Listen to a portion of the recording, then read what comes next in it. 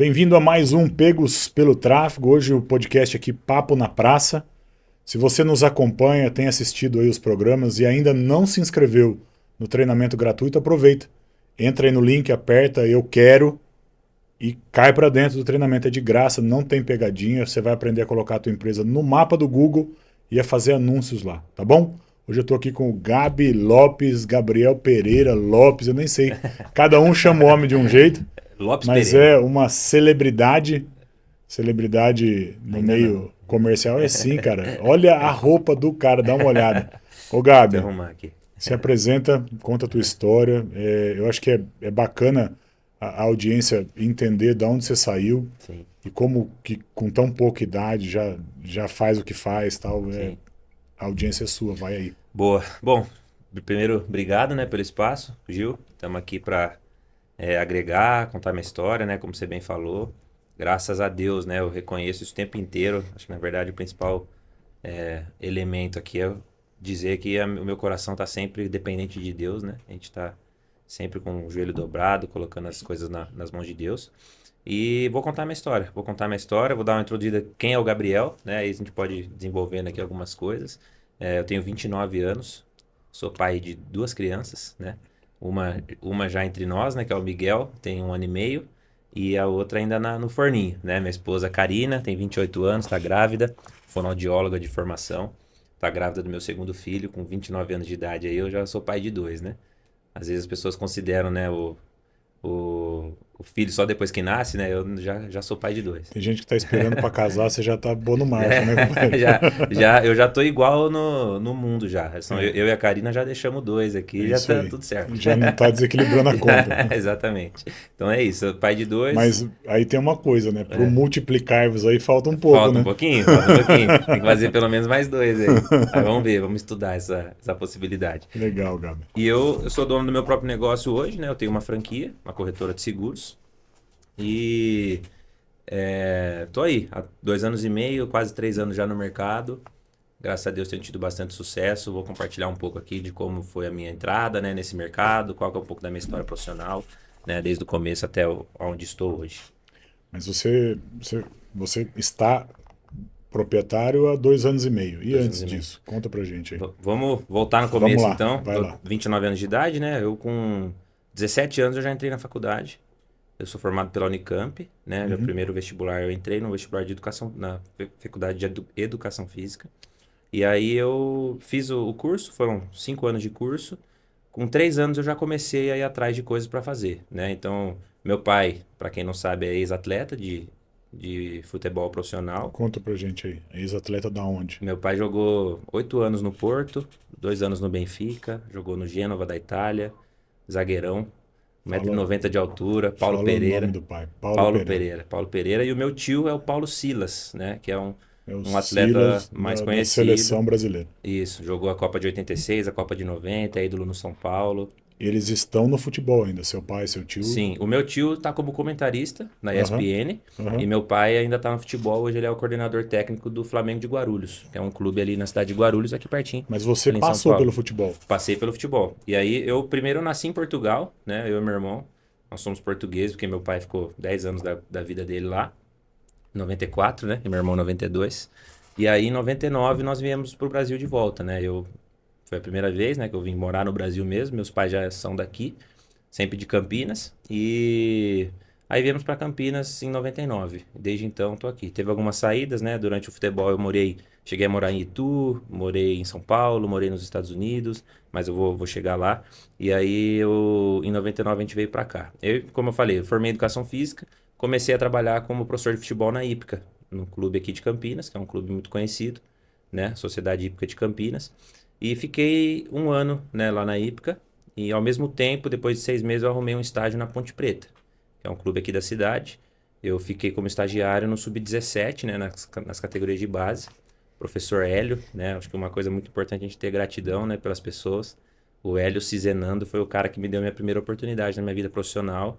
E é um cara que sabe, né, o reconhecimento que eu dou para ele hoje, a gratidão que eu tenho por ele, por ter me aberto a porta. Eu era um moleque, O né? que você Era fazia um na moleque. Ponte Preta? Na Ponte eu entrei catador de bola. Catador de bola. Catador de bola. Estagiário mesmo. Estagiário. Hoje, Cara, eu ganhava R$ 0. R$ 0. Fiquei 6 meses sem ganhar dinheiro mesmo, pagando para trabalhar em troca da experiência, né? Uhum. Então, eu vi ali uma oportunidade de ganhar experiência, eu não sabia nada de treinamento, de dia a dia do futebol. Vindo de família de jogador, você nunca tentou bater uma bola e tal? Ah, eu pulei essa parte porque ela é uma parte muito fracassada, né? Não, não é sua praia. Cara, graças a Deus a gente teve uma formação muito boa, né? Digo de berço mesmo, de classe social, vamos dizer assim, né? Por Aham. conta do meu pai ter sido jogador e tudo mais. E aí muita bisnaguinha com Nutella, né, velho? A barriga ficou grande e do jogador não dava pra ser Nutella não, né, velho? Não pode comer quando é Não, pequenininho, então. não. Eu até fui até os 15 anos, mas eu Aham. nem considero porque realmente não evoluiu nada assim no nível grande, né? Legal. Mas aí eu fui estudar, né? Comecei bem minha vida profissional já num clube tradicional, né? Mesmo sem ter nenhum tipo de remuneração, eu estava ali em troca da experiência, comecei a me conectar com profissionais que eram muito bons, né, na área. E o Hélio, principalmente, o Hélio foi treinador no Paulínia, aqui perto, e ele foi treinador de hoje pessoas que são muito bem-sucedidas, como, por exemplo, o Gabriel, que é volante, que está no Corinthians, né? O Fabinho, que é né, volante da seleção brasileira, hoje está na Arábia Saudita. São pessoas que o Hélio treinou, então era um cara com uma experiência gigantesca. O Fabinho do Ricardo, o Fabinho O da Fabinho da seleção, seleção, é, exatamente. Ele que começou no legal. Paulínia, né? Começou aqui. Começou no Paulínia. Foi um projeto que durou pouco tempo, né? É, durou pouco tempo, mas ele ainda existe, CNPJ falando, porque tem ainda participação nos atletas, né? Os atletas. Quando você tem um atleta que estoura, existe uma regra da FIFA que eu não lembro agora o nome, mas o conceito é o seguinte: todos os times que aquele atleta passou nas categorias de base Uhum. têm direito a um percentual de todas as vendas que são feitas no futuro daquele Entendi. atleta, Então, mesmo que cada seja vez que há pequeno. uma venda, cai uma querela lá. Cai uma quirelinha no clube, em todos os clubes que formou. E aí tem uma regra, por exemplo, o cara ficou do sub-11 ao sub-20, o percentual é inteiro daquele clube. Ah, mas no sub-15 ele saiu do Paulínia e foi pro Botafogo. Aí vai ser uma parte pro Paulínia e uma parte pro Botafogo, entendeu? Sim. Então existe uma regra em cima disso. Para fomentar a categoria Formação. de base. Para Exatamente. estimular isso. Exatamente. E é Legal. justo, né? É Sim, justo. O sim. cara, pô, Eu não sabia disso. depois de 10 anos, o cara foi vendido por 100 milhões e o clube lá atrás que formou não vai ganhar nada. Então é legal porque a cadeia inteira ganha, né? Legal. E aí eu comecei a trabalhar com o Hélio me ensinou muita coisa mesmo. E aí, depois de 6 meses, chegou um cara lá e falou assim, viu, quanto que eles estão te pagando? Que era um coordenador, né? O Ricardo Almeida, ele chamava, o carequinha, lembro dele também. Aí ele virou e falei, cara, nada, eu venho de carona, meu pai me deixa no ponto de ônibus, ali na saída da estrada para Mogi, que o CT da ponte é em Jaguariúna. Aí eu pegava o ônibus azulzão lá, ia pagando do bolso mesmo. E chegava lá, ficava até meio-dia e pouquinho, voltava de ônibus de novo. À tarde eu trabalhava na Ípica, ficava a tarde inteira na Ípica e à noite ia para a Unicamp estudar. Essa era a minha rotina com 19 anos de idade. Sempre foi agarrado, né, Gabi? Sempre, sempre. Trabalhava. Não entendi sua pergunta. Sempre foi agarrado no serviço. Nunca ficou Nunca, não, nunca tinha tempo ruim. de bobeira. Não, eu acho que é uma coisa boa que meu pai conseguiu transmitir para mim e pro meu irmão. Apesar da gente ter crescido num lar onde a gente tinha fartura, né? Nunca desvalorizou o valor do trabalho, sabe? O Sim. valor do dinheiro, do suor para você ir atrás. Então, isso foi uma coisa que tá na nossa raiz, né? Hoje, meu pai, pô, se eu não trabalhar, eu vou ficar com vergonha, porque meu pai tá com quase 60 anos de idade, fica a semana inteira longe da minha mãe para trabalhar, trazer o sustento para casa, né? Imagina eu com 29 não trabalhar vendo meu pai fazer isso. Nem passa pela cabeça, não é Não, uma possibilidade. é É impossível. uma geração diferente, né? Você é diferente dentro da tua geração, vamos dizer assim. Sim, com certeza. Porque o pessoal tá assistindo Netflix ainda, na sua idade. Verdade. A minha geração, acho que a geração, assim, 5 anos pra frente, a galera que tá com 34, 35, já é muito parecido com o que eu Sim, vivo hoje. Agora, 5 anos pra trás, aí realmente o pessoal tá vendo tá no Netflix. E Netflix. aí, óbvio, eu nunca gosto de generalizar. Existem os casos específicos que a pessoa se destaca, né? Mas no geral, cara, geração bem complicada nessa parte de trabalho. E a gente vê isso o empresário hoje em dia com uma dificuldade tremenda de encontrar mão de De mão obra, de né? obra, sim. Porque realmente as pessoas estão Não, o cara não deixando a quer desejar. trabalhar, né? Não É quer. estranho. Não, e eu era assim, saía 5h30 da manhã de casa, chegava 11h30 da noite depois da faculdade, no outro dia de novo, de sábado tinha jogo e sem ganhar dinheiro. Lembrando, né? E aí, cara, chegou esse cara, o Ricardo Almeida, quanto você tá ganhando? Eu falei, nada. Ele falou, então nós vamos te dar uma ajuda de custo. Eu falei, pô, legal, né? Pelo menos alguma coisinha vai entrar. R$ 100 por mês. R$ 100 por mês. Eles não vão pagar o custo, eles vão só Não, ajudar, só né? ajudar mesmo. R$ 100, cara. A hora que ele falou R$ 100, eu falei, nossa, beleza, né? Vamos, estamos aqui e ralando, trabalhando. Gabi, deixa eu te fazer uma pergunta, Claro. te interromper. Você, de um berço com fartura, como você disse, Aham. você não precisava trabalhar, ok? Não. E aí, como era isso de ir trabalhar sem receber ou recebendo R$ 100? Como era isso dentro de você? Olhando para aquela situação sem precisar dela. Sim. Por eu não precisar, na minha cabeça, eu estava adquirindo conhecimento. Tá. Eu estava pagando com tempo para adquirir experiência e conhecimento. Então, eu acredito que o tempo também é uma moeda, né? Então, eu estava vendendo meu tempo ali em troca de experiência mesmo e acesso, porque o futebol é um mercado muito inacessível. Difícil você entrar, né? Então, na minha cabeça era isso, né? Eu não estava na minha cabeça, tipo, preciso guardar dinheiro, eu tenho uma conta para pagar, alguma coisa do tipo. Era solteiro, né? Não casado, mas já namorava a Karina. É, morava com os meus pais. Eu tinha, lembrando, né? Eu trabalhava à tarde na Hípica. Então aquilo me dava um pouquinho, que não era muito também. Acho que era uma média de R$ 1.100. Uhum. Então eu trabalhava em 2 lugares, acabava equalizando. Esses R$ 1.100 era o que eu usava para levar a Karina para jantar, né? Fazer uma coisinha ou outra, dar rolê com os amigos, essas coisas, né? Uhum. Mas na minha cabeça era isso.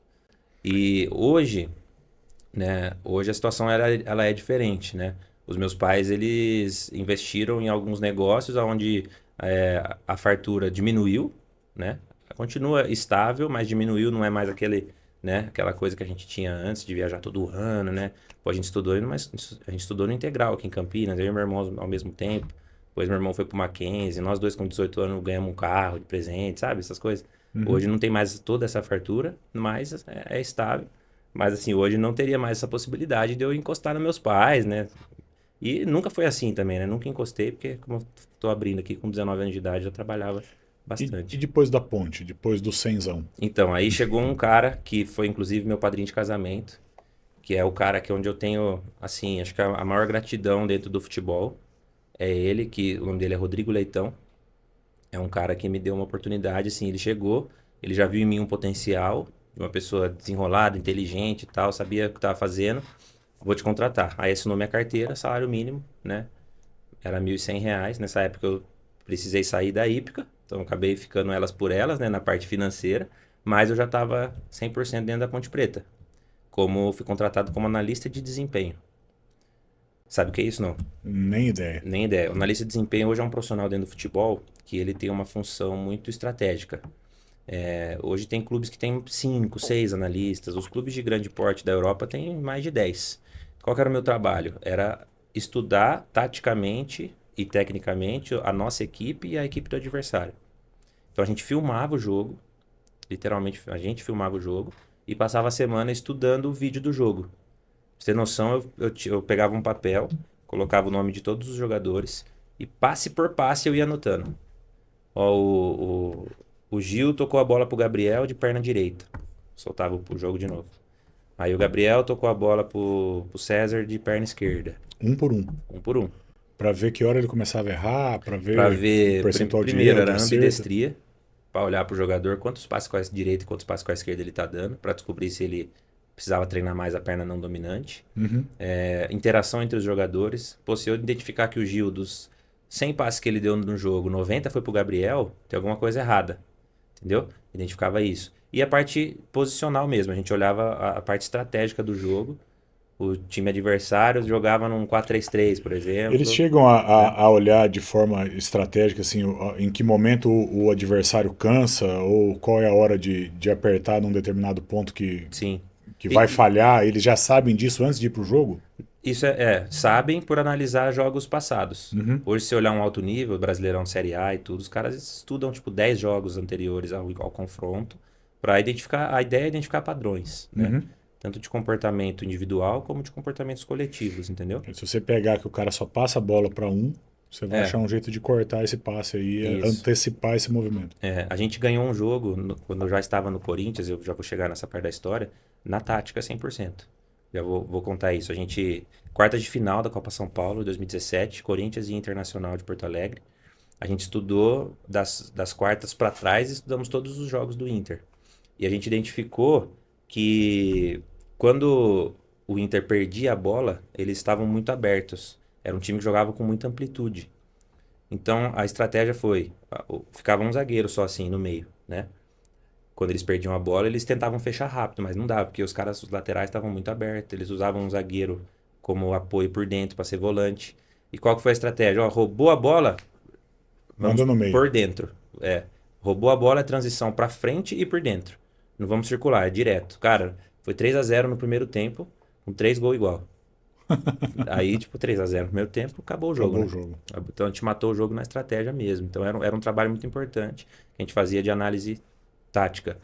Isso foi no final de 2015.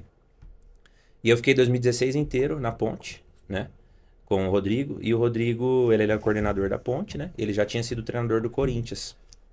Ele era treinador, depois ele fez a transição para coordenação. E aí o Corinthians chamou ele de volta para ser coordenador técnico do clube.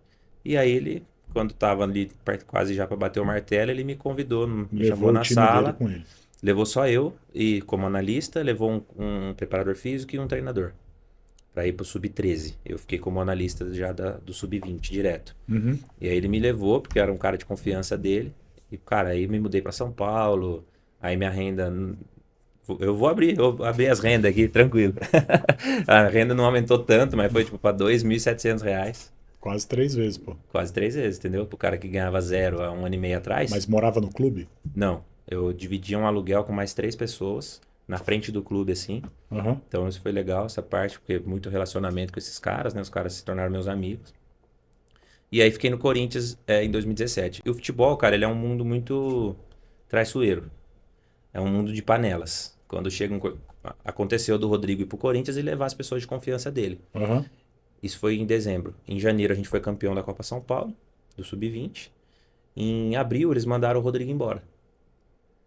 O Corinthians mandou o Rodrigo embora e chegou um outro coordenador, que hoje eu também tenho bastante gratidão, que chama Fernando Yamada. Hoje ele está em Dubai, inclusive foi o cara que eu saí da viagem para ir lá tomar um café com ele. E aí, cara, ele chegou, eu não conhecia ele ainda, começou a mandar um monte de gente embora. E aí eu falei, cara, eu sou o próximo, né? E comecei a mandar currículo. E aí fiz entrevista no Red Bull, no Bragantino, na época não era Bragantino ainda, e no Ituano. O Ituano era no profissional para ser analista de desempenho da equipe profissional, então já ia sair da base, né? E no Red Bull era para base.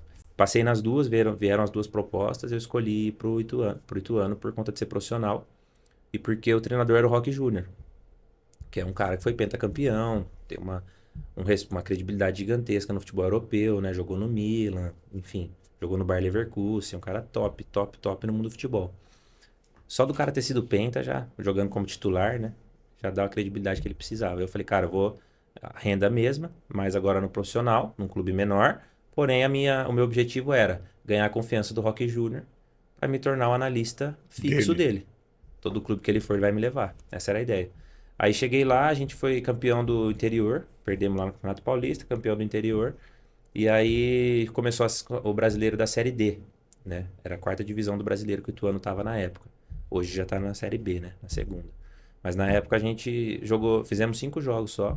E aí mandaram a gente embora, né? Todo mundo. O Roque, o auxiliar do Roque, que era o Rodrigo Leitão, inclusive. Então a gente foi do Corinthians, fomos pro Ituano junto, né? O Juliano, que era o coordenador, e eu era analista. Mandaram nós 4 embora. Nesse momento eu tava... em 2017 eu tava noivo. Meu casamento era em junho de 2018. Fiquei desempregado, né? Sem muita reserva, né? Ganhava muito pouco. E é aquilo, dependência de Deus, né? Então foi um momento de um pouco de ansiedade, assim, né? Um momento de dificuldade na parte financeira profissional.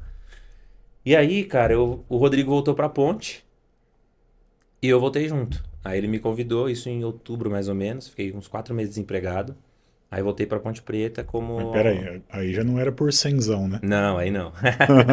Aí não, aí já foi carteira assinada, um pouquinho melhor. Final de 2017. Aham. E aí, por incrível que pareça, né? Eu tinha saído do Corinthians, eu pedi as contas pro Fernando Yamada na época, né? Pra ir pro Ituano. Em fevereiro de 2018, né? 5 meses depois que eu tava na Ponte Preta de novo, ele me liga e me convida de novo pra ir pro Corinthians. E dessa vez como analista de mercado. Então existe um profissional dentro do futebol que é um analista para contratações. Então, meu trabalho qual que era? Era monitorar o mercado em busca de atletas para a base do Corinthians. Cara, é uma baita de uma influência no mercado essa aí. Muito. Essa era top. Eu era a porta de entrada do Corinthians.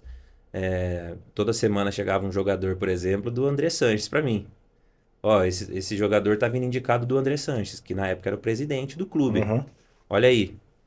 Então eu me sentia com muita moral mesmo, porque, pô, como que um jogador que tá vindo do presidente não passa direto, né? Tem que passar pelo analista. Uhum. E eu nunca recuei na parte de falar a verdade, né, Uhum. sobre o atleta.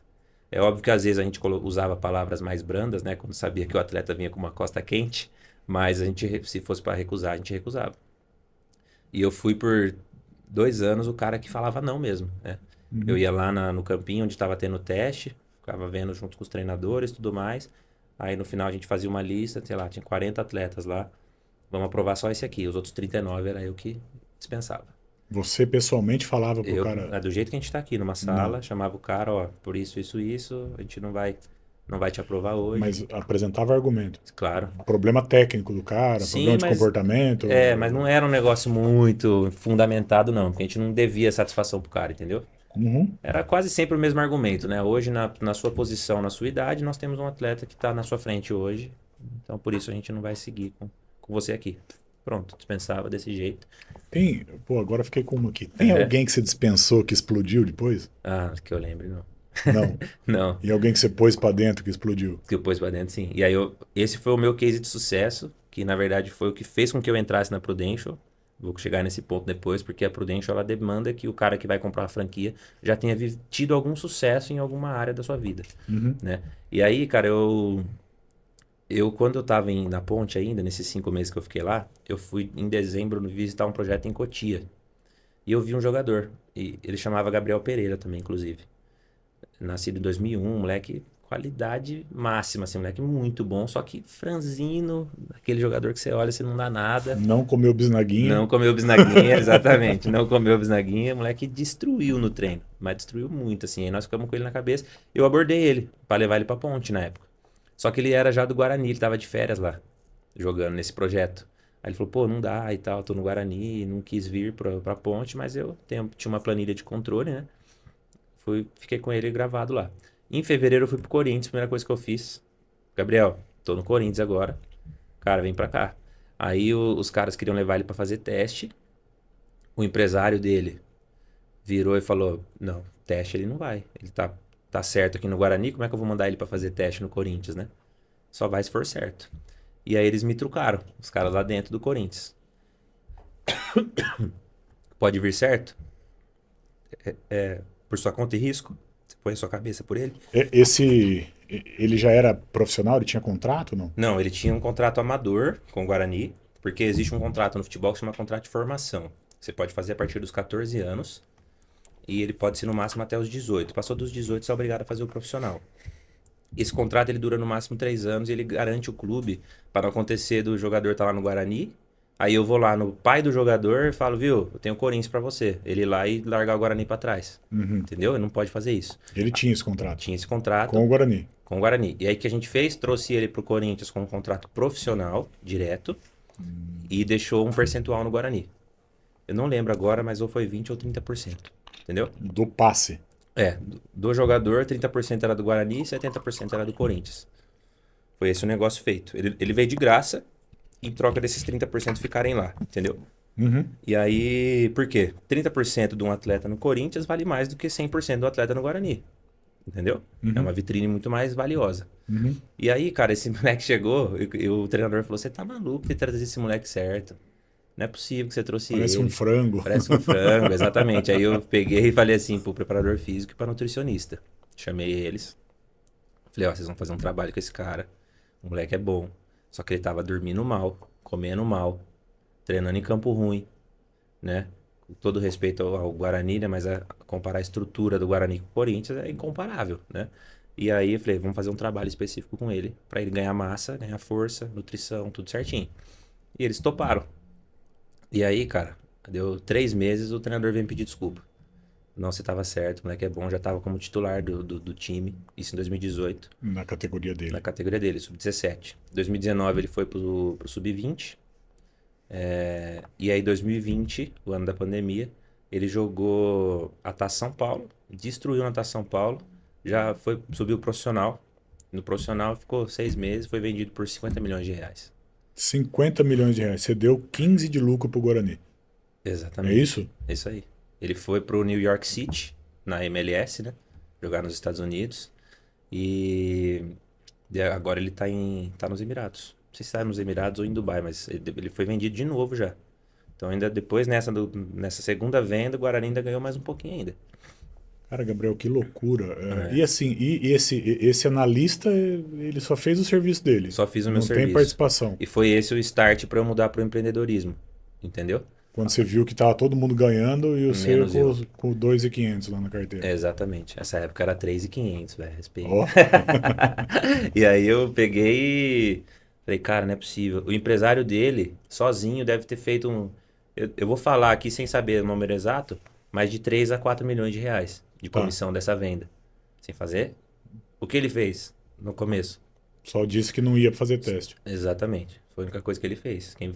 Quem pôs a cabeça na guilhotina, se o moleque fosse mal e ia perder meu emprego, não ganhei nada, entendeu? Uhum. E aí eu falei, não é possível, eu vou pro outro lado da mesa. Vou virar empresário de jogador de futebol. E aí foi quando eu já conheci algumas pessoas. Existe, né, uma empresa chamada FJB Sports, que é de um grande amigo meu, que é um cara que eu tenho muita gratidão também, que é o Fábio Júnior Beitler, por isso que chama FJB Sports. Liguei pra ele, falei, Fábio, é o seguinte, aconteceu isso, tô aqui no Corinthians, cara, eu tenho olho pro negócio, eu tenho muito contato e eu quero trabalhar pra você. Vamos tomar um café. Aí fui tomar café com ele, ele me abriu as portas. Na época, olha só, isso foi final de 2018, eu tava com 6 meses de casado. Eu fui de R$ 3.500 para 2.000 de renda. Voltou para trás um Voltei pouquinho. para trás. Porém, voltei de São Paulo para Campinas, né? Esses 6 meses que eu tava casado, no Corinthians, eu saía de casa às 4h50 da manhã, chegava às 9 horas da noite. Porque eu não quis morar em São Paulo com a minha esposa, porque ela tinha o trabalho dela aqui. Você ia e voltava todo dia. Todo dia. Olha só, ela me deixava no ponto onde passava o fretado. Então a gente acordava 4h20, 4h30, tomava banho, ela se maquiava, tudo. Ela ia me deixava no ponto, voltava para casa para tomar café e sair. E eu pegava o ônibus era 5h16, ele passava pontualmente. 5h16. Aí saía. Ele me deixava na porta do clube, mais ou menos 8 horas. Então era 2h40 que eu ficava no ônibus de manhã. Aí ficava no clube o dia todo, ou saía para ver jogo, enfim, fazia meu trabalho. Saía do clube, era 5h30. E eu não existia fretado do Corinthians, então eu arrumei um fretado de, tipo, bancários. O cara ia para São Paulo, passava numa 5, 6 agências de banco. E depois só que ele me deixava. Eu era o último. Porque lá no Parque São Jorge tem uma rua lateral que o ônibus ficava estacionado lá o dia inteiro. Então eu era o último a descer e o primeiro a subir, né? E aí saía de lá 5h30, chegava 8h20 em Campinas, pegava um circular ainda. Porque pra Karina não ter que me buscar no ponto, né? Pegava um circular, chegava em casa 8h50, 9 horas da noite, e no outro dia, de Que novo. loucura. Fim de semana eu ia ver jogo, porque jogo de futebol de base é de sábado e domingo, né? Então eu ia ver jogo de sábado e domingo. Então foram 6 meses assim de pauleira. E aí, junto com isso, aconteceu que eu achei o jogador, ele não virou. Aí eu peguei e fui pro outro lado da mesa. Liguei pro Fábio, o Fábio me contratou ali na época, final de 2018, né? E aí fiquei com o Fábio aí final de 2018 não, perdão, foi um pouquinho mais pra frente, né? O jogador foi vendido em 2020 e pouco. E aí fui trabalhar como gestor de carreira, né? Nessa empresa que é a FJB Sports, que foi o meu último Último emprego no futebol. emprego no futebol, exatamente. E lá você agenciava o jogador. Você ia Sim. atrás de pegar o cara sem agente empresário. para assinar. Lá no comecinho, né? Isso. Geralmente é molecadinha.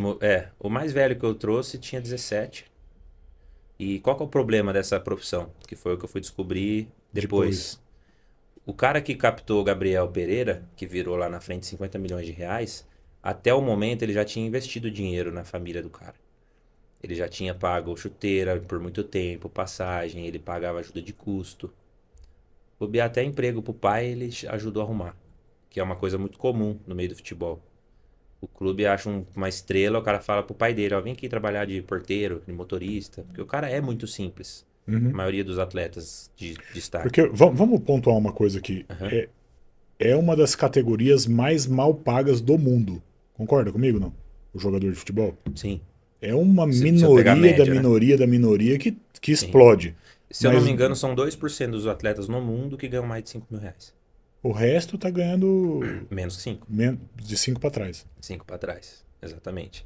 Porque a gente olha pro cara que é milionário, porque aquele 1% que ganha muito mesmo, né? Aham. Mas o cara, todo o restante ganha muito mal. Muito mal. E aí os pais são muito simples, a família normalmente é muito simples, eles estão correndo ali pelo prato de comida, pelo sonho de mudar de vida, né? E aí o empresário chega com mil maravilhas, né? E aí eu fui descobrir isso depois. E aí eu comecei a ter muita dificuldade para captar jogador. Por quê? Porque eu chegava no jogador com qual discurso? Não, a gente é uma agência de gestão de carreira que é honesta. A gente não vai te roubar. A gente não vai passar você para trás. A gente não vai ficar favorecendo o clube em vez de favorecer você. Então era um discurso de honestidade, de trabalho sério, profissional. Enquanto meu concorrente chegava, viu, eu vou te dar 5 mil reais por mês pro seu pai. E aí eu perdia. Porque o cara Tá. não quer saber de... O cara quer a pessoa que vai dar mais dinheiro, entendeu? Sim. E o futebol acontece muito isso, mas muito mesmo, assim. Tem empresas hoje que dão muito dinheiro para jogador de 12, 13, 14 anos de idade. E aí isso acabava fazendo com que eu captasse atletas menos concorridos. De um nível não tão grande. É, o cara vinha porque, cara, eu vou com a empresa do Gabriel porque é a que tem. Ninguém mais quer. Só ele que tá vindo E a aqui. gente tinha alguns cases de sucesso dentro da empresa, que o Fábio é um cara que venceu muito no futebol. Ele tinha atletas muito bons, atletas que já estavam ganhando bastante dinheiro. E a gente usava os caras como exemplo e tal, para tentar vender ali o serviço de gestão de carreira, né? Uhum. E aí eu fiquei 3 anos. Fiquei 3 anos nessa pegada aí, 2 anos eu fiquei. E eu percebi que os atletas que eu tava gerenciando iam demorar para virar alguma coisa, tanto que até hoje ainda não viraram um negócio mesmo, né? Faz quase 3 anos que eu saí, né? E aí comecei a ir atrás de outras coisas, né? E aí foi quando eu fui abordado, né, por um master franqueado da Prudential. Que foi o cara que me deu a oportunidade aí de... Gabi, antes da gente entrar É. na Prudential, algum nome do futebol desses que estão nessa minoria que ganha muito, que passou pela tua mão, passou com você, que teve por perto? Sim. Ah, vários, né? Por conta do meu pai, do meu tio. Meu pai teve uma época que foi treinador, né? Aham. Então trabalhou no Grêmio, no Flamengo. Então eu conheço muitas pessoas. Mas alguns nomes aí, pra quem gosta de futebol, vai lembrar. O Luan Pérez, por exemplo, é um atleta que é da FJB Sports. Acho que já foi convocado para a seleção. Jogou no Santos, no Fluminense. Hoje ele tá no Fenerbahçe, da Turquia. Um cara que ganha bastante dinheiro. Um cara muito bem sucedido no futebol. Tem o Johan, é um meio de campo, jogou no Palmeiras já, Atlético Mineiro, Red Bull. Um cara muito conhecido também. Alguma história com esses caras que você tenha tirado uma lição de vida, que possa compartilhar com o pessoal? Cara, o Johan é um cara. O Johan tem uma história muito boa. Ele. Quando a Chapecoense teve o acidente, né, do avião, ele era da Chapecoense, né? Uhum. E os caras até brincam, né? Chamam ele de milagre. Porque quando o avião foi, ele não viajou porque ele tinha acabado de ser vendido pro Palmeiras. E aí os caras ele não viajou por causa disso. Senão ele ia pro jogo. Uhum. E ele, tipo, acho que ele tava lesionado e ao mesmo tempo foi vendido. E acabou não viajando. Porque no dia do jogo lá, até os lesionados viajaram, sabe? Uhum. Pra acompanhar, porque era o primeiro título internacional da Chape que eles iam disputar e tal. E ele não viajou, né? E ele foi... Acabou sendo salvo aí pela coincidência, né? Mas a gente sempre Você fala, teve óbvio. com ele depois? Sim, não, ele é meu parceiro. E aí, Eu como fui, ele. eu fui uma vez trabalhar em Chapecó, fiquei 10 dias em Chapecó, fiquei no apartamento dele. O cara é muito amigo mesmo. Uhum. Ah, cara, é um cara extremamente grato, né? Extremamente grato. E uma lição que a gente tira disso é que às vezes a gente é tirado de algum evento ou de alguma situação que a gente imaginava que poderia ser boa pra gente, Uhum. mas que por trás daquilo pode ser Deus querendo, né, salvar nossa vida ou nos tirar de uma situação que pode ser complicada, né? Então, às vezes as coisas que parecem ruins, no fundo, podem ser uma intervenção de Deus mesmo Essa foi a pra... lição que ficou pra você. Nesse aí foi. Não sofrer quando tá de fora do. Exatamente. Não sofrer quando tá de fora de alguma coisa que parece boa, né? Pode ser uma coisa que Deus tá livrando a gente. Vamos lá. E a Prudential? O que é a Prudential, pra quem não Boa. sabe? A Prudential, cara, eu conheci em 2018, né? Eu tava já trabalhando no Corinthians ainda. E meu irmão se tornou cliente. A gente trabalha só com indicação quente, né? O nosso trabalho. E aí meu irmão me indicou para um Life Planner, que é o que eu sou hoje. E o Life Planner me visitou, eu conheci e gostei muito da empresa, né, do produto. E, bom, segui a vida. E aí em 2021 foi quando eu estava já nesse momento de... Tava bem na carreira, na minha opinião, ali naquele momento, mas eu estava em busca de outras coisas, né? E aí foi quando o Tony, que é hoje o meu Master Franqueado B, é o cara que me vendeu a franquia, né? Me treinou, me desenvolveu. Hoje é meu irmão de vida mesmo. E me abordou, dizendo que eu tinha perfil comercial, que eu tinha sido indicado, né, pelo pastor Mica, que é meu primo, que é lá da Igreja Central de Campinas, da Nazareno. E eu participei de um evento de 3 dias que eles fazem para explicar o modelo de negócio, chama FIP, que é o Franchising Information Program, que é para o cara aprender sobre franquias, sobre a franquia da Prudential. Uhum. Cara, eu saí de lá, assim, compradaço. Falei, não, eu quero esse negócio para mim, eu nasci para fazer isso. Eu sempre tive a sensação de que eu tinha muito potencial, mas que eu não estava explorando ele ao máximo. Uhum. E aquela foi a oportunidade que eu falei, não, aqui eu vou conseguir explorar. Existe um conceito dentro da franquia da Prudential que é o C igual a C, que é o compensation, que é a sua compensação, é igual à sua contribuição. Traduzindo, quanto mais você trabalhar, mais dinheiro você vai ganhar. Hoje no mundo corporativo tem muitas pessoas que não têm isso, né? Acho que tem muita gente que pode estar ouvindo a gente aqui que pode estar trabalhando muito e ganhando pouco. E está sentindo que está trabalhando mais do que está ganhando, né? Então, esse conceito de ser igual a ser me pegou muito, que era o que eu sentia na época, Você queria ganhar pelo tanto que você dava de resultado. de resultado. E Tá, não era correspondido. tá. E quando eu vi isso, eu falei, cara, isso é uma coisa boa. Primeiro porque eu sempre gostei de não depender dos outros. E no futebol, eu tinha esse problema. Eu podia captar 100 jogadores. Se nenhum desse certo, eu também não daria certo. Às vezes o cara podia até dar certo, mas se não tivesse a balançada de cabeça de quem resolvia. Exatamente. Então era uma coisa que fugia muito do meu controle, né? Na Prudential, não. O sucesso fica muito mais na mão do cara, do franqueado. E aí o processo da Prudential, cara, eu vou compartilhar uma coisa que foi uma coisa que Deus abriu uma porta mesmo para mim, né? É um processo que a pessoa precisa estar num momento muito bom para conseguir passar. São 9 etapas, né? Meu processo demorou 7 meses. Foi Para bastante ser tempo aceito, para eu poder comprar a franquia. Começou em julho de 21, eu fui começar a vender em janeiro de 22. por quê?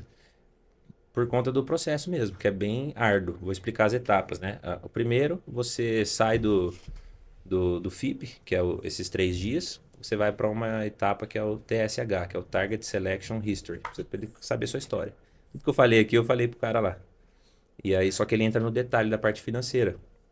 O cara precisa ter uma renda mínima, uma reserva mínima, case de sucesso, pergunta o que seu pai faz, o que sua mãe faz, cara, onde você mora. É uma sabatina para saber o seu perfil. Se você- Para saber se você tem condição de aguentar a fase inicial, que deve ser a fase mais difícil, né? Exatamente. Você começa com 0 clientes, né? E eu, cara, teve muitas coisas que eu sei que eu não tinha, né? E Deus me abriu uma porta que até eles na Prudential, eles sabem disso, é uma coisa aberta, que eu recebi um bônus em julho da minha empresa de gestão de carreira, que normalmente a gente só recebia em dezembro. Deu na telha lá do Fábio, ó, voltei da Turquia, acabei de fazer uma venda, faz uma nota aí, R$ 40.000. Legal. Aí emiti a nota, recebi o bônus lá de 40 mil. E isso fez com que a minha renda média dos últimos 3 meses Ficasse monstrona. ficasse top para eu poder entrar no processo da Prudential, né? E aí entrei no processo, cara, e passei na a primeira fase, que é o TS1, né? Que é uma banca de 3 pessoas. O Tony, que é o Master Franqueado B, que tem total interesse em você ser aprovado, não fala nada. Fica sentado do seu lado, calado. E os outros 3 te moendo de pergunta, né? E eu fui respondendo, o Espírito Santo foi trazendo as coisas para mim, foi impressionante. Ele mesmo falou, cara, foi Deus que foi trazendo as perguntas, as respostas na sua boca. Porque eu respondi as coisas assim de pronta entrega, né? E passei com uma certa dificuldade, mas ele falou, não, vamos seguir com o seu processo. E aí chegou no TS2, que é a última fase, que é uma entrevista com o vice-presidente da Prudential. Que agora os 3 que fazem a banca são franqueados também, são master Uhum. franqueados. Essa última não, é o com o CLT, que é vice-presidente da Prudential, da seguradora mesmo. E aí, cara, ele foi com a minha cara, mas ele falou, ó, você não tem experiência comercial. Você vendia serviço, você nunca vendeu produto. Então, assim, eu nunca fiz isso pra ninguém. É a primeira vez que eu vou fazer isso na história da Prudential do Brasil. eu vou te dar a oportunidade, duas opções eu vou te dar. Ou você espera o Tony captar mais 2 e você se torna o quinto life planner dele. Na época ele tinha 2. Eu vi a dificuldade do processo. Eu falei, cara, para ele captar 2, não sei quanto tempo vai levar. Ou você se torna preposto de uma franquia, de algum life planner aqui de Campinas. Você vai para a rua vender. Se você vender 30 seguros em 2 meses, você está aprovado. Ele me deu essas duas opções. Ele nunca tinha feito isso. Foi outra intervenção de Deus ainda no processo. E aí, cara, eu falei, na hora eu já falei, não, eu vou pra rua vender. Esquece, não vou esperar nem a pau. Né? E aí fui pra rua.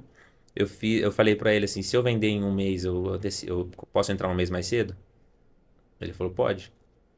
Pela lógica, era pra eu ter começado a vender em fevereiro só. Aí eu vendi 30 seguros em 21 dias. Primeira semana eu já vendi 17. Aí na segunda eu vendi 9, e aí sobrou 4, aí no final já estava mais controlado, consegui vender 4 tranquilamente ali. E aí fiz os 30 em 21 dias, já parei de trabalhar. Aí isso foi em outubro. Em novembro eu fiz a prova da SUSEP. Você vê, de julho a outubro. Foram essas etapas aí. Aí em outubro eu comecei a vender. Novembro eu fiz a prova da SUSEP para ter a licença que eu tenho hoje, né? Para ser corretor de seguro. Em dezembro eu fiz o treinamento inteiro da Prudential. Em janeiro eu já fui pra rua, já voltei pra rua, né, no caso. Em seu nome. Já como Life Planner, com a franquia própria, né? E aí o primeiro mês inteiro como Life Planner, o meu MFB foi pra rua comigo, né, que é o Tony. Porque as pessoas que compram a franquia da Prudential, normalmente elas vêm de outra área. Tem muito advogado, muito engenheiro, ninguém é formado em vender seguro, em saber de seguro. Então o primeiro mês inteiro existe uma pessoa que já teve sucesso, que já sabe do negócio, que vai pra rua com você, para poder te transferir o know-how. É uma venda muito complexa. O cliente faz muita pergunta. Se o cara não sabe responder, ele perde a venda, né? Então, o cara junto te ajuda muito nesse primeiro mês a você saber responder as perguntas, né? A poder vender mesmo. E aí foi uma porta que Deus abriu. Eu reconheço total que as pessoas que estão lá hoje, que são aprovadas, que entram, são pessoas que têm muito mais capacidade, têm muito mais sucesso do que eu tinha. No meu caso, foi uma porta que Deus abriu. Só que acho que por isso eu acabei roendo mais o osso, entendeu? Uhum. Acabei trabalhando mais. Como que tá a tua pegada dentro da empresa hoje, assim, dentro de um ranking, vamos dizer assim, regional, Boa. nacional, como é que é isso aí? Tem várias coisas, né? Vários tipos de reconhecimento. O primeiro deles que eu vou compartilhar, eu fui o recordista, sou ainda, né? De Campinas, nos primeiros 6 meses de atividade no franqueado. Hoje, no Brasil, eu devo estar, acho que o sexto da história, assim, Uhum. dos life planners ativos, né? Eu fiz 173 vendas em 6 meses.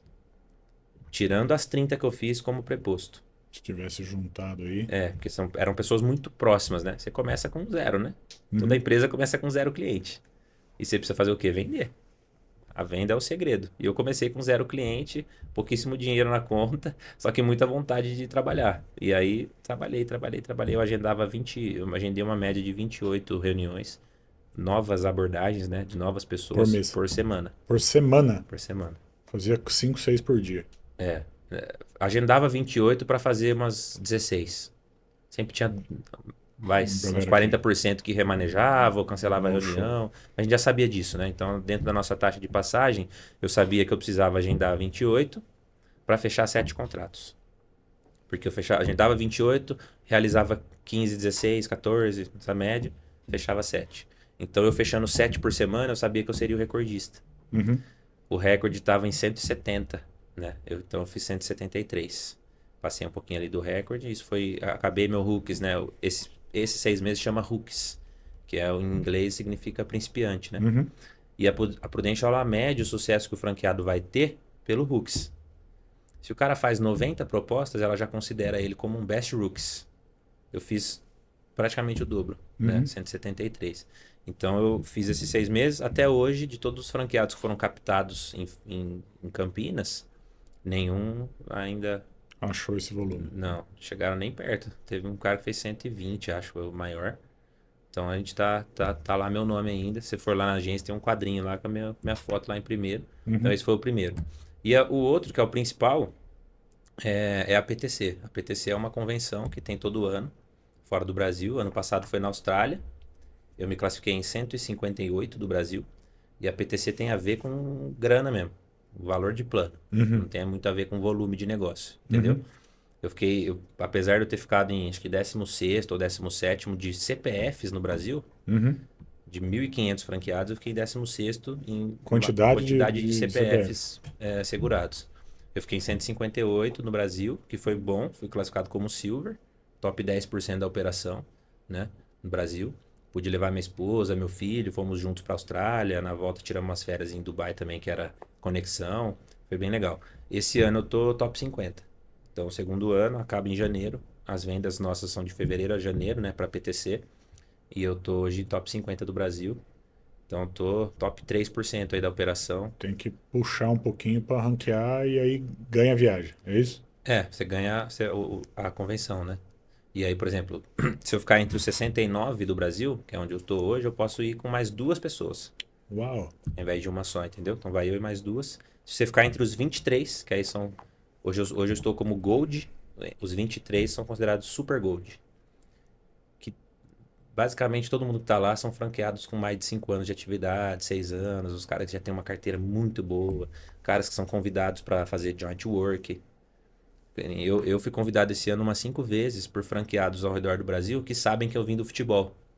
Então o cara consegue um agendamento com um jogador e não tem a confiança de que ele vai conseguir vender.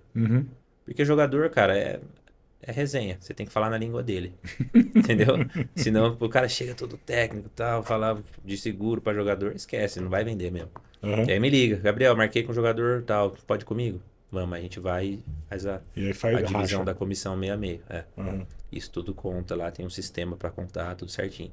E hoje eu tô top 50 do Brasil, minha meta é acabar entre os 46. Então tô muito próximo ali, tô de pouquinho em pouquinho. E aí vou te falar de Dubai, né?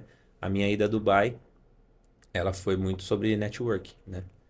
Só para o pessoal entender o que está acontecendo, houve uma viagem para Dubai. A gente está entrevistando um monte de gente que teve nessa viagem, uma viagem de gente da igreja. Parece um negócio meio estranho, mas é uma viagem de negócio, de network. A gente foi conhecer o mercado de Dubai e se conhecer. Eu acho que a maioria das pessoas que veio disse que o propósito da viagem era networking. O meu tem funcionado, porque vocês têm vindo ao podcast. E você? Você foi atrás do que lá? Cara, era o principal para mim, era conhecer pessoas, porque o nosso negócio aqui na Prudential ele é muito de relacionamento, né? Principalmente quando a gente fala de grandes contas, né? De grandes apólices. Uma coisa que mudou muito na minha atividade esse ano foi exatamente isso. Esse ano eu vendi menos da metade do número de apólices do que eu vendi ano passado, só que eu já ultrapassei em 20% o valor vendido. O volume financeiro. Financeiro. Porque a média dos meus clientes estão pagando muito mais do que no ano passado. Uhum. Por quê? Porque eu investi muito em network, com pessoas certas, né? E existe aquele interesse, né? Óbvio, de você vender para aquela pessoa e se conectar com a rede de contato delas, né? Então a minha intenção era essa, de eu poder conhecer as pessoas que estão acessar ali. Mais gente com um poder aquisitivo bacana. Eu sabia que quem estaria nessa viagem são pessoas que têm uma condição financeira melhor, né? E que eu me conectar com elas, não necessariamente aquela pessoa se tornar cliente, mas ela me indicar para a rede de relacionamento dela. O networking hoje para você é fundamental no teu negócio. Demais. E como que você desenvolve networking hoje? Dá uma aula aí. Boa. Vou te fazer uma pergunta. Algum dia de manhã, alguém já te ligou falando que queria comprar um seguro de vida? Não. Nunca, né? Não. Não vai acontecer, tá? Não, pra mim só liga com um problema. Com problema. O cara não acorda de manhã falando assim, eu vou comprar um seguro de vida. Hoje. Só a não ser golpe, que... Né? A não ser...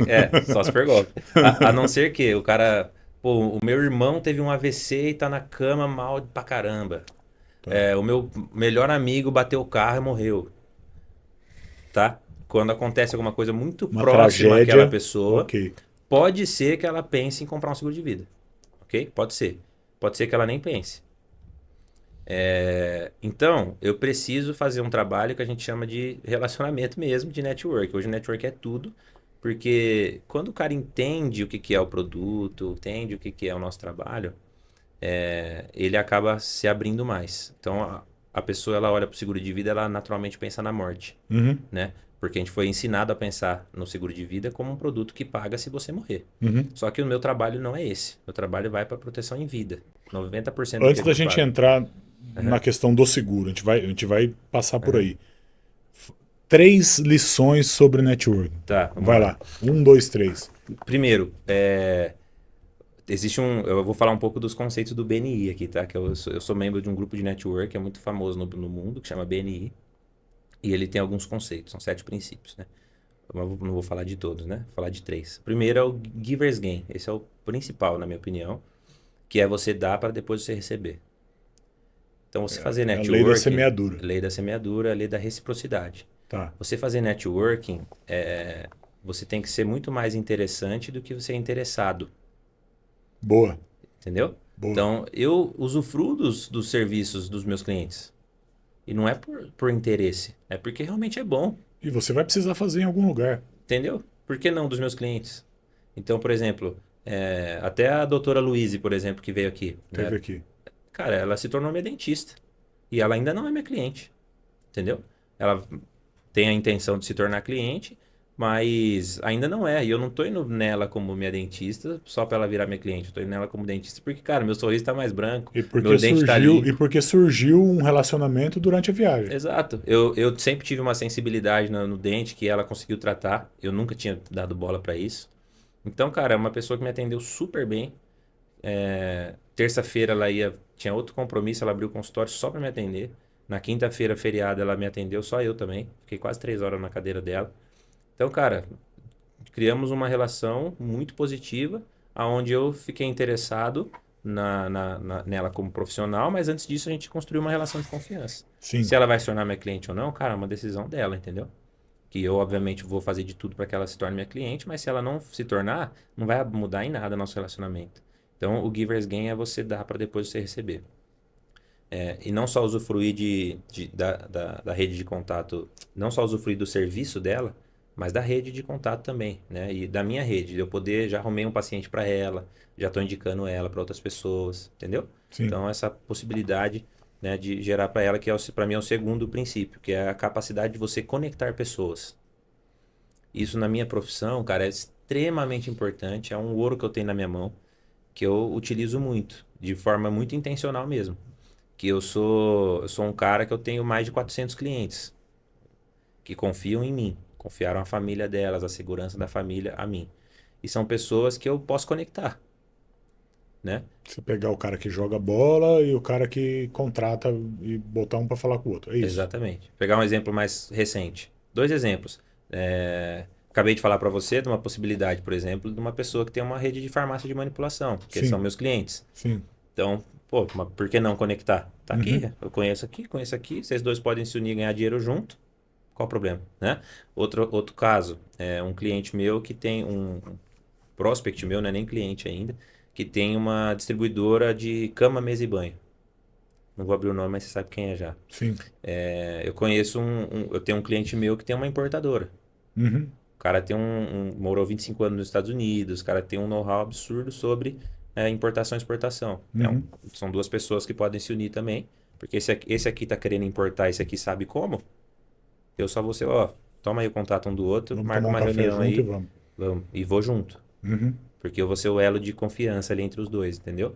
Uhum. Então, essa é a segunda lição que eu coloco, a capacidade de você conectar pessoas e, de novo, sem interesse mesmo, tá? Só fazer, não é pedindo comissão. Eu não vou cobrar nem Rodar. dele, nem dele, não vou cobrar de ninguém. Só estou conectando as Legal. pessoas para fazer o seu trabalho, entendeu? Uhum. É isso. E a terceira coisa é você sempre investir muito na sua credibilidade. Eu acho que no meu negócio, uma das principais coisas é a credibilidade que eu transmito. O cara não vai comprar um seguro de mim se ele não confia em mim. Porque ele pode falar, cara, o Gabriel tá vendendo um produto que se eu morrer, eu não vou nem estar mais aqui para brigar Pode discutir. e pode ser que ele nem me pague. Aí você abriu um gancho pra gente aqui para falar de pagamento de seguro e para falar seguro que se usa em vida. Aham, Você falou sobre isso, a gente falou que voltava. Me ajuda. sim, Como assim um seguro que dá para usar enquanto tá vivo? boa. 85% dos benefícios que a gente pagou em 2023 foram em vida, só 15% foram para morte. Então, dentro de uma pólice de seguro, o que eu faço, né? Eu vou fazer um estudo da estrutura financeira da pessoa e trazer o que a gente chama de proteção financeira. Então, o cara ele vai ter muito mais segurança em relação a qualquer coisa que pode dar errado com a saúde dele, desde uma quebra de um osso até a própria morte, ele vai ter um respaldo financeiro para aquilo. Quanto? Não sei, é o meu trabalho identificar o valor certo. Então vamos imaginar o cara, Uhum. né, a gente tem um número aqui que é o número do sempre, né? O cara precisa de 20 pau para viver. Tá. E aí você identificou que esse é o custo dele, Uhum. custo, né, da família dele, de faculdade, de filho e tal. Uhum. E aí, baseado nisso, você vai fazer um seguro que se ele ficar incapaz, Uhum. ele receberia os 20 mil pro resto da vida. A gente faz uma outra conta. Vamos lá. Tem uma conta para cada tipo de situação. Então, uma invalidez, né, uma incapacidade, como você usou, eu traria para esse cara um capital segurado de 2 milhões de reais. Tá? Por quê? Qual que é a conta que a gente faz? Cara, hoje, você pegar esse dinheiro e aplicar em algum investimento, alguma renda fixa que não vai ter risco, você consegue tranquilamente Os 20. os 20 de renda passiva. Então, Uhum. conta simples, 1%. Capital segurado de 2 milhões, ele vai receber os 2 milhões, 2 no milhões caso de à vista. invalidez? 2 À milhões vista. à vista. E quanto custa pôr 2 milhões, receber 2 milhões à vista? Depende da idade, do sexo e da saúde da pessoa, entendeu? Aham. Mas, por exemplo, eu pago eu vou falar aqui, né? Eu pago mais ou menos uns 2 mil reais, Uhum. né? E eu tenho um seguro de 2 milhões e 600, Para usar em vida, de invalidez. Para invalidez e morte também. Tá. Porque se eu faltar, eu tenho uma esposa que não trabalha e um filho de 1 ano e meio e um filho na barriga. Tá. Eu preciso garantir ali para ela no mínimo de 26, 27 a 30 mil reais de padrão de vida. Tá. Entendeu? Então esse dinheiro é disponibilizado para ela em dinheiro? Ou vai à vista. recebendo? Ela pode escolher. Ah, Ela pode escolher, mas ela, por exemplo, no meu caso, já deixei orientada que se acontecer, ela vai pegar esse dinheiro e vai aplicar no lugar correto com a pessoa correta, entendeu?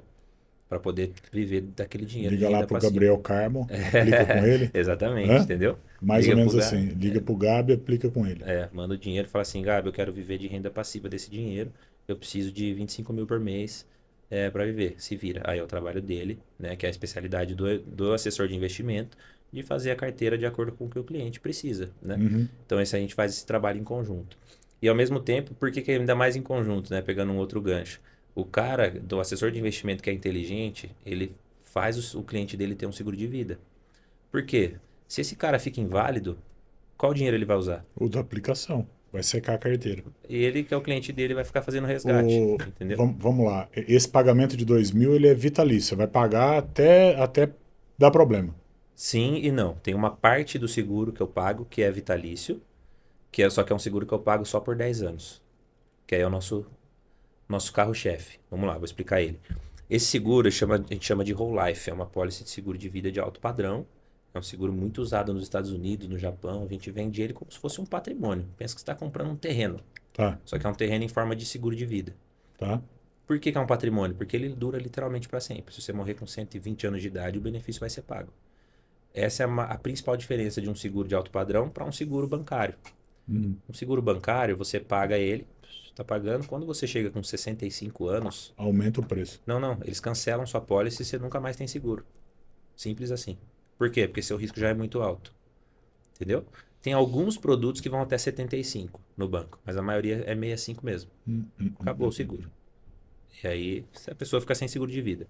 O nosso não. O cara vai pagar, eu com 37 anos de idade já vou ter uma pólice de seguro quitada que vai valer pro resto da minha vida.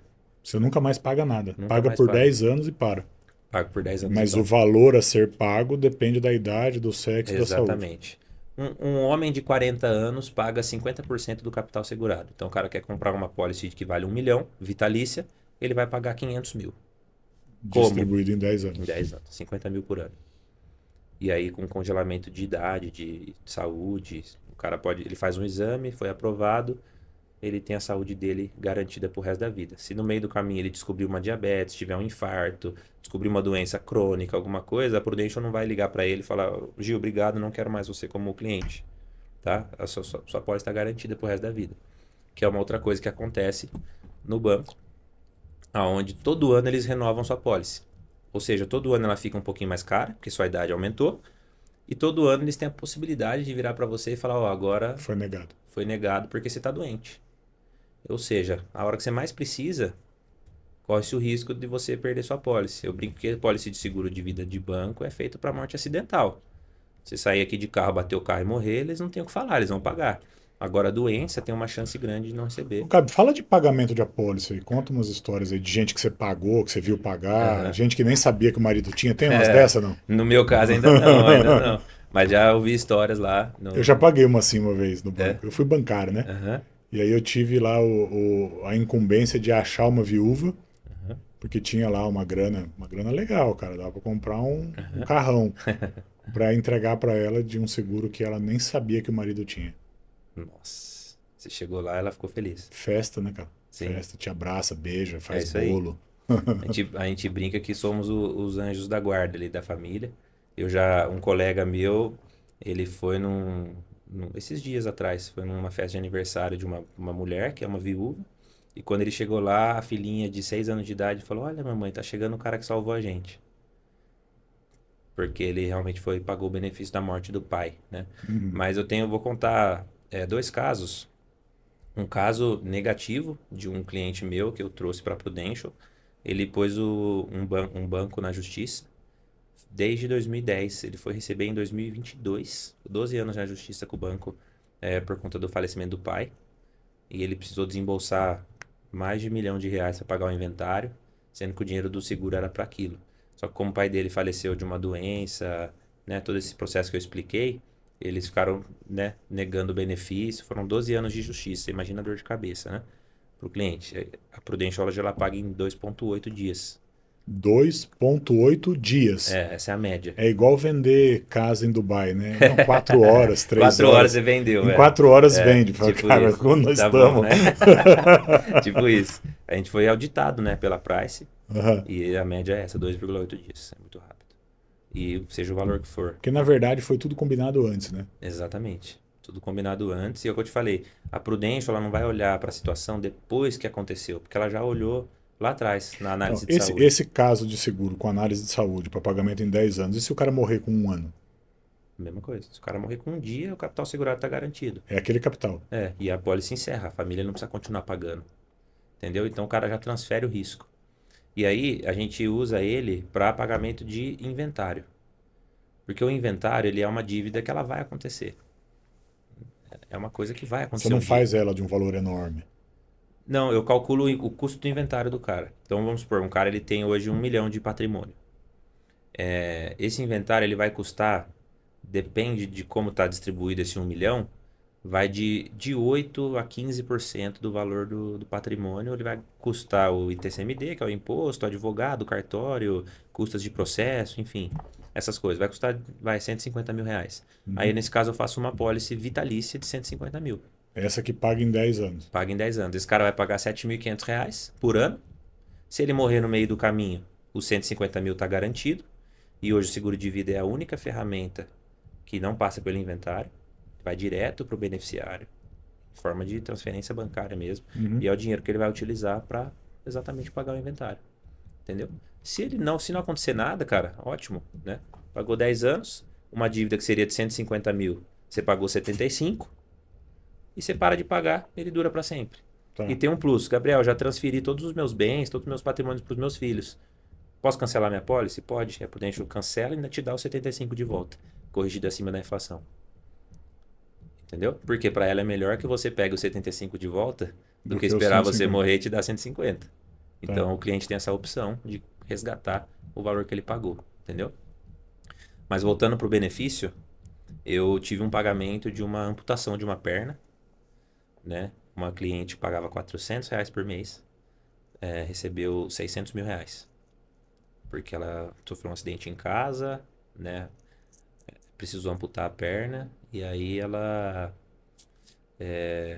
comprou uma prótese de mais de R$ 100 mil, pagou a reabilitação para fisioterapeuta top também, mais de R$ 100 mil, e o dinheiro foi pago e isso deu uma tranquilidade.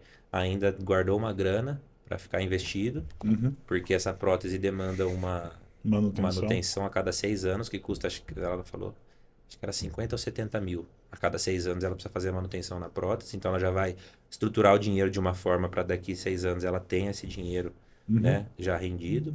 Então, cara, um seguro de R$ 400 que trouxe uma qualidade de vida para ela que se ela não tivesse, ela não teria acesso às mesmas coisas, entendeu?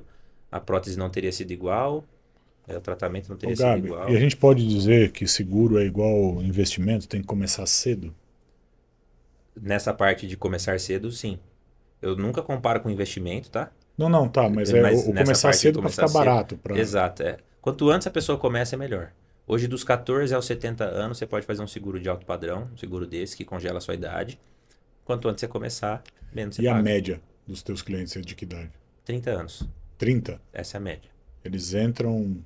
Devo ter menos de 10 clientes que tem mais de 50 e também menos de 10 que tem menos que 25. Não, menos que 25 tem mais.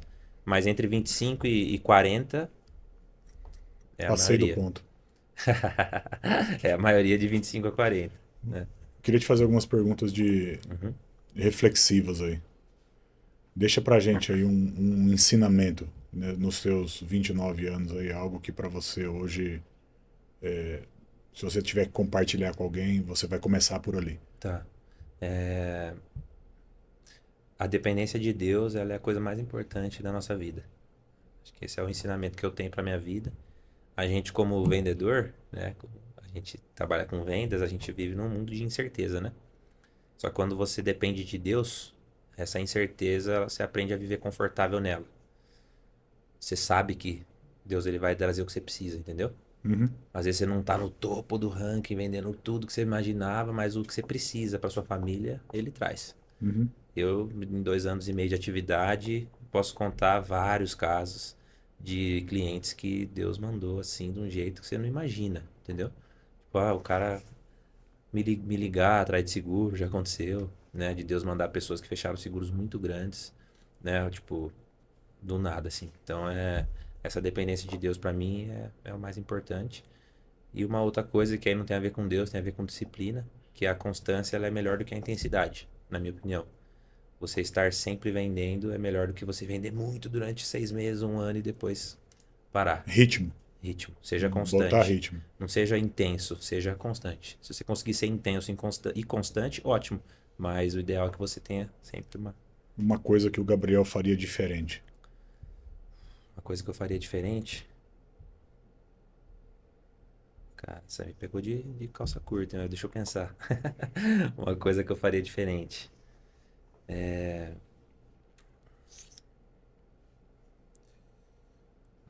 Faria diferente, cara. Essa tem que abrir o coração, irmão. Essa não dá Então. pra passar batido. Não dá, Tô pensando aqui.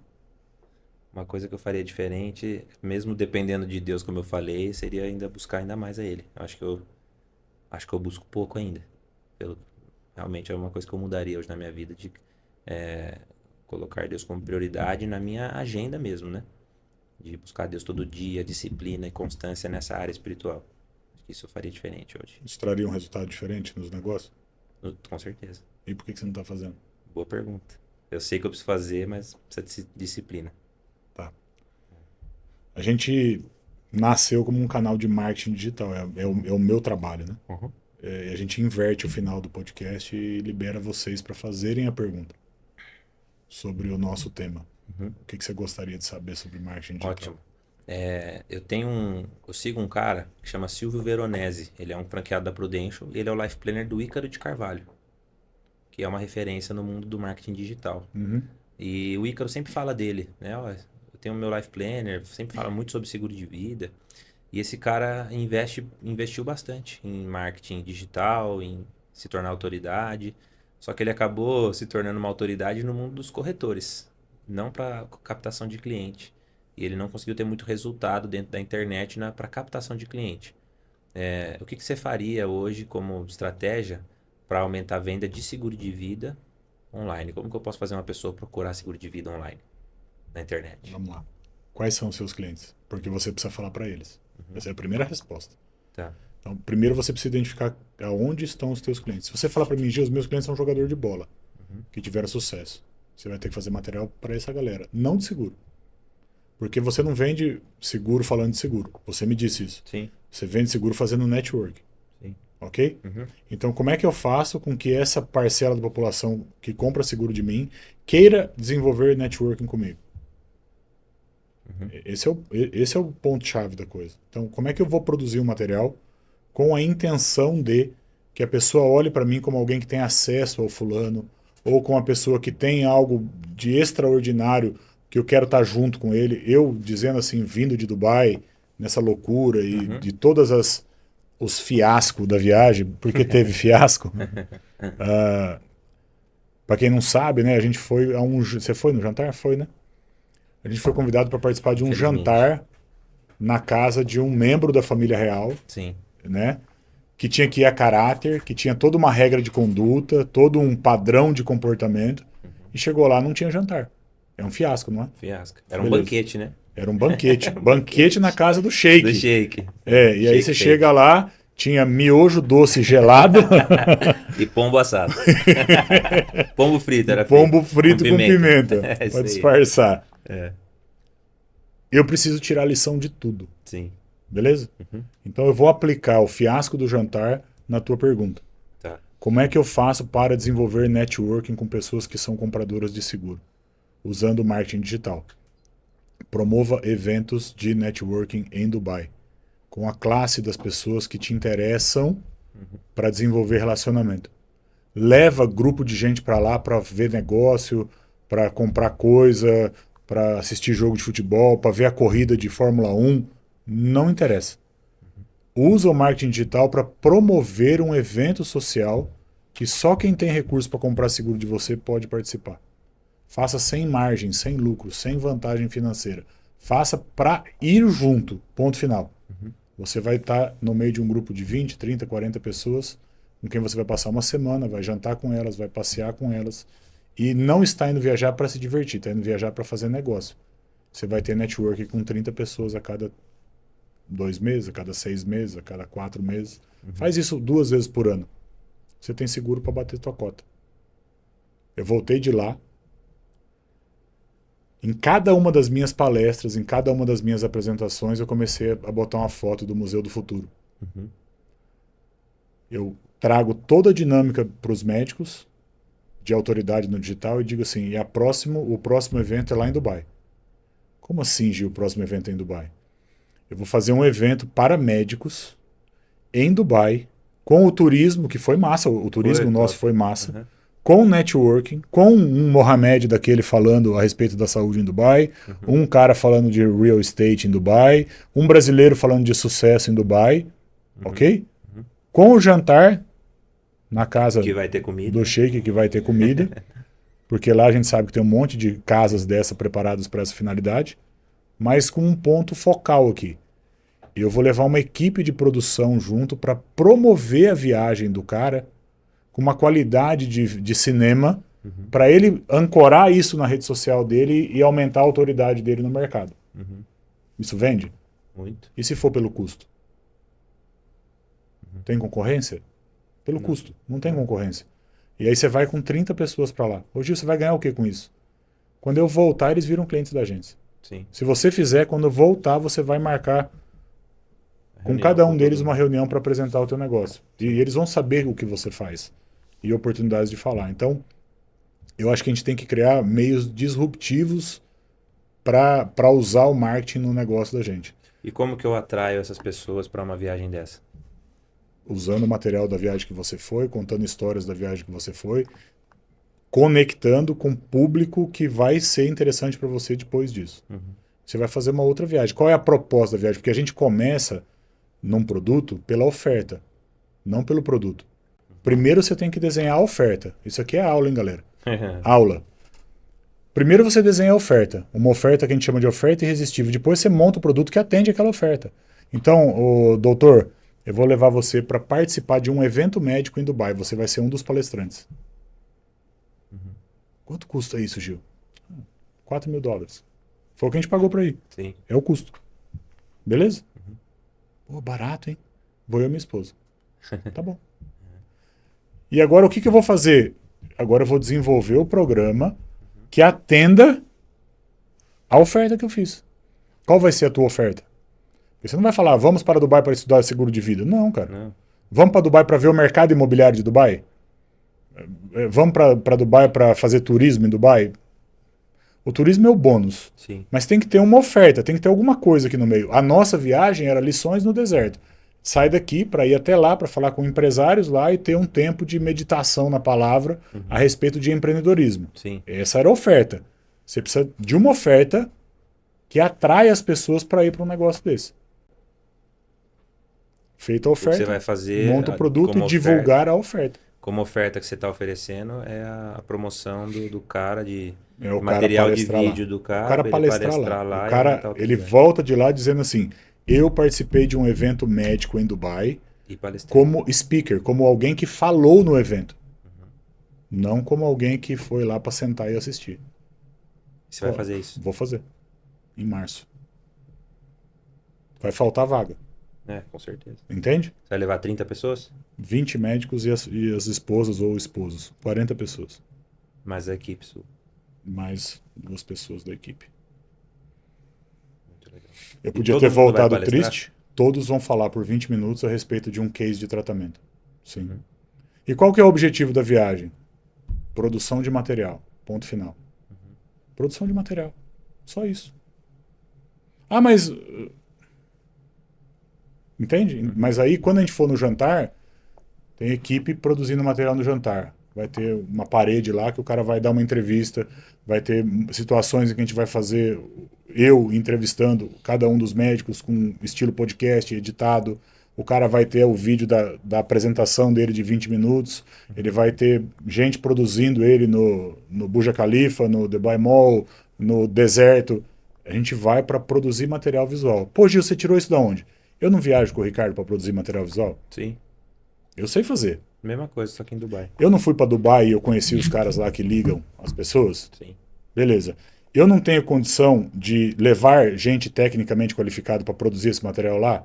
Sim. E eu tenho acesso aos médicos, eu tenho tudo. É só juntar tudo e fazer o que o Uber fez. Junta o passageiro com o motorista, com a locadora de carro. Sim. E fica no meio aqui para fazer a coisa funcionar. Entendi. É você indo numa reunião de networking. Você não é o cara que conecta? Sim. É isso. Agora faz a reunião para você, faz a tua reunião do BNI lá em Dubai, faz a tua reunião de networking lá em Dubai. É só pensar na oferta e promover isso aqui. No meio dos teus clientes você tem quem vai para lá. Tem mesmo, com certeza. Leva no meio das 40 pessoas uns 10 que já são clientes. E uns 20, 30 cru. É, E volta de lá com 30 visitas agendadas. sim. Top. Visita de alto nível, né? Massa? Muito bom. Respondi? Opa! Com certeza. Agora tem que pôr em prática, né? Então tá bom. Conte conosco. Top. Muito Ô, bom. Gabi, obrigado. Obrigado pela visita, Top. por abrir o coração aí para contar a tua história. Acho que é legal para as pessoas assistirem e ver que é possível. Sim. E assim, sem pôr desculpa, era possível que ele tinha dinheiro, era possível que o pai era jogador de futebol. Você fez a tua história do zero. Sim. Né? Totalmente. E eu acho que isso é muito bacana. E estamos aí. No que precisar, conta com a gente. Não, Obrigadão, viu, obrigado. irmão? Eu agradeço pelo espaço aí, de poder contar a história. Sempre bom de contar nossa história, né? Lembrei lá da entrevista para entrar na Prudential, eu contei minha história de cabo a rabo. Foi bom. É bom, a gente aprende muito. Ouvindo sobre nós mesmos, né? Sobre você O também. primeiro foi que é bom. tratado é a gente. Foi benção. Obrigado, viu? Valeu, Gabi. Deus abençoe. Obrigadão. Valeu, pessoal.